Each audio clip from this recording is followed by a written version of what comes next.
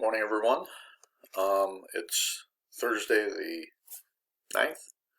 Our last day we'll meet for a while, or at least until Tuesday. So I hope you enjoy your weekend and you get all caught up. That would be a goal for today.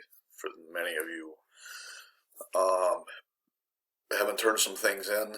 I was scoring yesterday, so please check Skyward to see what is missing, and if it wasn't scored, it means I didn't get it. So, as simple as that. So please try to take care of that. I know you were off, but just like with anything, you start falling behind, and we're not in a good spot. So today there's the activity that I have for you. I'm just calling Space Day. We didn't really talk about the moon landings or anything like that, and I just have a couple videos for you to watch. One dealing with the Apollo astronauts being quarantined, so there's a connection there after their trip to the moon. And then they're both very short. And then there is a recommendation if you want, if you have access to Hulu. Hulu has a great documentary called Apollo 11 that they used original footage from 1969 and redid it into HD, and it's pretty cool stuff. So it's all supplementary stuff. I would like you to watch just to have a general overview of Apollo 11. It's like 10 minutes, both of those videos. The Apollo 11 longer video is like an hour and a half. So do that with you as you will. There's no check-in or anything like that. I'm assuming you're doing this. So today what I'd like to talk about, however, is the new rubric for our test. You can see it here. I'm sorry I can't get this blown up too much more, but I'm just going to go through this real quickly. You'll hear me talk about this a whole lot over the course of the next month. And remember, we do still have a month. So I feel very confident in what we have to do. There's not a whole lot of change of what we have to do. You're all skilled at what they're looking for. It's just the manner in which we're doing it. So it's more of a technique kind of thing. So we don't have to change all that whole lot, but there are some things that I think that play into our hands as well. So to begin with, the thesis and contextualization are still the same. I still want you to open with a paragraph of contextualization. I stole some stuff from the AP Euro review site that's pretty good, that I'll be sharing with you as time goes on. And we know how to do a thesis. Most of you know how to do it in your sleep, and probably do it in your sleep. So that's fine there. Where the changes come is in this next section here. And I'm going to try to blow this up just a little bit so I can actually read it. So evidence. So in the evidence section has 5 points. Oh, by the way, they changed the overall point total to 10. So where I'm hoping to get to, I think our benchmark should be at least a 6. We need to get to 6 or above, obviously.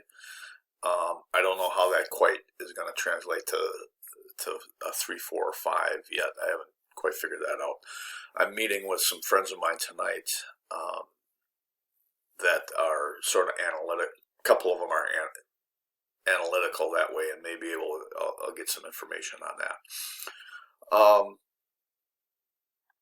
But basically what we have to do overall to simplify this as best we can is we have to use 4 documents.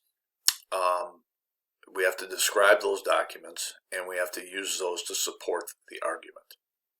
So 4 of the 5 have to be used.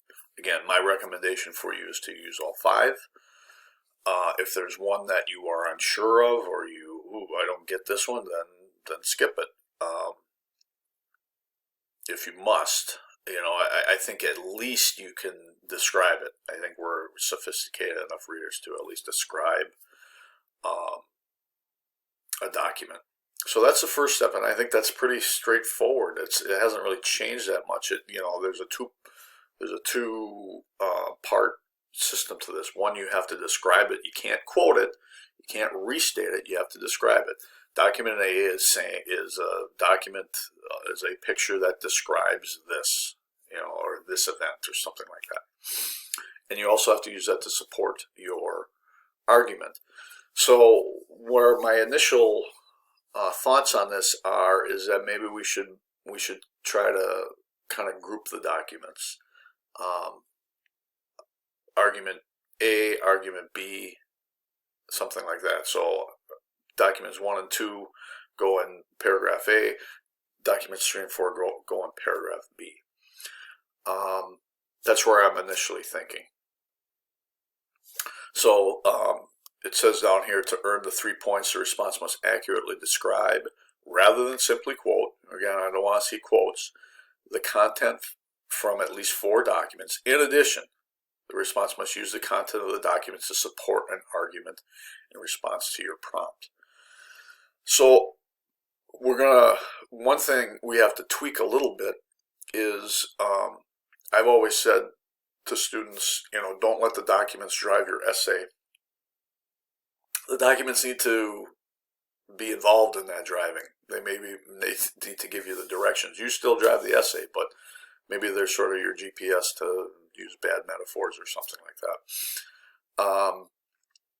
They need to be involved because you don't have a whole lot of time to craft other things. So we'll work on this. We're going to, College Board has some practice already. We're going to probably be using my AP to get you to the practice looking at a document electronically and typing it there. My AP has some pretty good things. So that's the first part. 4 of the 5 we got to use. My recommendation is to use 5. This is, I think, where we can steal a point. Evidence beyond the documents are giving you 2 points for an additional piece of information beyond the documents. So, a lot of that depends on what the documents say. The classic example from a couple years ago was it was a question on the American Revolution, and they used a speech from, oh gosh, no, I'm drawing a blank. I'm going to pause for a second and think of this. It took me 2 seconds, but it's Thomas Paine. I'm sorry. They had a document from Thomas Paine. These are the times that try men's souls. Well, they allowed common sense as a outside information. So this one's kind of fluid, and this is where it's really important that we still do our overall review stuff where, content matters, what you know matters. I know we're not going to be tested on multiple choice stuff, but we still have to know facts. We still have to know events that are going to help us with this. And we can steal 2 points here, and this could put you over the top. So it's very important that we try to come up with 2 pieces of outside information. And remember, this needs to be a standalone thing. Before I had said it was a paragraph. And in this context, it says to earn this point, the response must describe the evidence and must use more than a phrase or a reference. So, if to use the example of Thomas Paine, in Thomas Paine's Common Sense, he laid out an argument that said having a king was pointless and that the king was responsible for all the problems coming.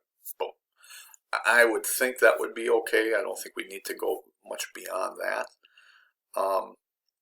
But again, maybe I'm hoping to get a little bit more guidance from College Board. Again, I don't know if I'm even going to be reading these. I hope I am, but that's where I'm thinking right now.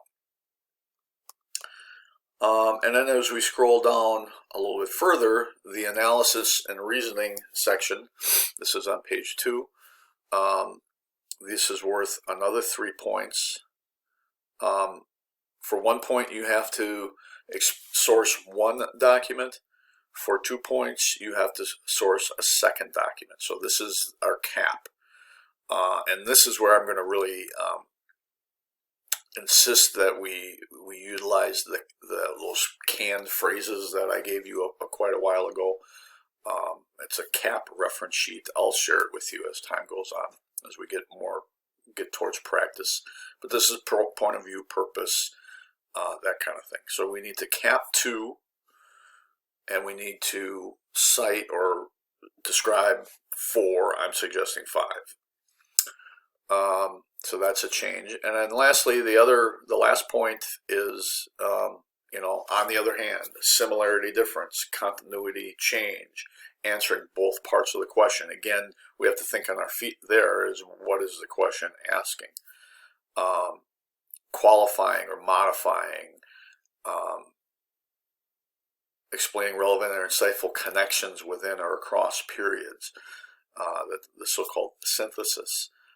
That's going to be our focus as we review in the 40 questions. These last kind of points is putting the specific events in the proper order, making connections and that kind of stuff. So that's what the rubric looks like. We'll be spending a lot more time with this. If you're interested, you can find this online, or just pause the video or mute me and take a look at it yourself. But as for today, as you see here, it's Space Day. There's just a couple video clips that I think is worth to take a look at. It's good history, and it's interesting, and like I said, you're probably just sitting there anyway, so you might as well watch something a little bit worthwhile.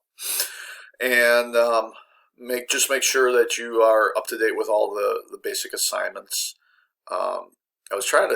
Albert was being difficult yesterday, so that's why I didn't assign it something from Albert. But other than that, enjoy your weekend, enjoy your holiday. Those are very celebrating, and we will see you on Tuesday, at 10:45, and that's the last point I'm going to make. So those of you who have 40 questions, the 40 questions we are going to do as a group are 1, 3, and 4. And the people with 20 questions, 1 and 2. So we're going to try to get through 5 questions. I haven't gone back and looked, but I'm trusting that you're going to be prepared for that. I'll have it up on my screen. You guys, the person who's up, just unmute yourself and just tell me when to move the slide, and we'll do it that way. And I'll, like usual, I will interrupt you and ask questions and that kind of stuff. So I'm going to try to make it as close to a classroom setting as we can. But I think it's important that you do the explanation, and there is some participation of asking questions of how, is this the only way to look at a question? What are some things that he or she is, maybe missing? Don't worry about your grade. Most of you, I'm assuming, have done a good job on this, and the ones I've scanned look just fine. So that's the way we're going to do it. I'm going to try to do that at least twice next week, if not more. But we'll see how that goes. So again, Tuesday, 10:45 on Zoom. 40 questions 1, 3, and 4, and the 20 questions 1 and 2. So enjoy your weekend, and I'll see you Tuesday.